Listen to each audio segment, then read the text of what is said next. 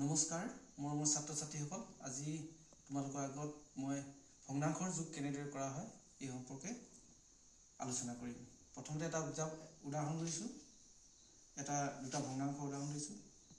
5/2 আৰু 3/1 এই দুটা ভগ্নাংশ অসঠিক ভগ্নাংশ আনলাইক ফ্ৰেকশনছ। এই ফ্ৰেকশন কেইটা কেনেদৰে আমি যোগ কৰিব লাগে সেইটো আজি আলোচনা কৰা হ'ব। এতিয়া এনেকুৱা ভগ্নাংশ যোগ কৰিবলৈ হলে প্ৰথমতে সদায় এই হৰকেইটাৰ আমি লসাগু ল'ব লাগিব।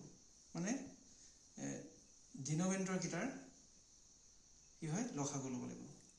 এটা কি আছে 5 আৰু 3 লসাগু ল'ব লাগিব। 5 আৰু 3 লসাগু কিমান আমি আগত আলোচনা কৰিছিলো লসাগু কেনেকৈ উলিয়াই। এইকেইটা যদি পৰস্পৰ মৌলিক হয় তেতিয়াহ'লে এই দুটাৰ লসাগু কি হ'ব দুইটা ডাইৰেক্ট পূৰণ কৰি আমি লসাগু পাম। 5 × 3 এলচিএম হ'ব 15 হ'ব লসাগু।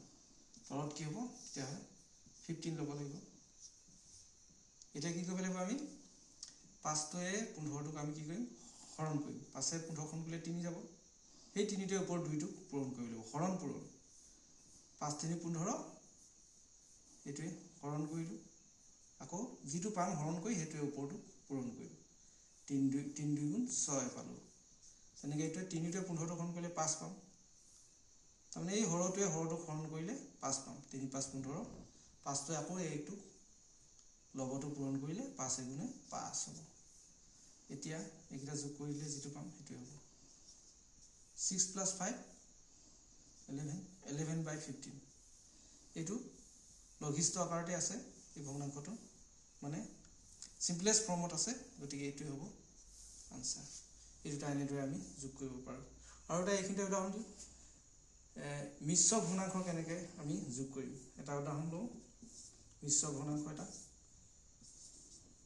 2 সমষ্টি 5/1 যোগ 3 সমষ্টি 7/2। এইটো আমি কেনেদৰে যোগ কৰিম এইটো মিশ্ৰ ভগ্নাংশ বুলি কয়। এতিয়া ইয়াত 2 আৰু 3টো আমি যোগ কৰিলোঁ। প্ৰথমতে 2 + 3 এইকেইটা এক্সট্ৰাকৈ আমি যোগ কৰিব +2/7 2 3 5 এটা যোগ কৰিলে আকৌ একেদৰে আমি 5 আৰু 7ৰ এলচিএম ল'ব লাগিব 35। এইটো 5 7 + 7 5 5 2 = 10 কিমান আহিব 17/35 17/35 ঠিক আছে। এনেদৰে আমি ভগ্নাংশৰ যোগ কৰিব পাৰোঁ।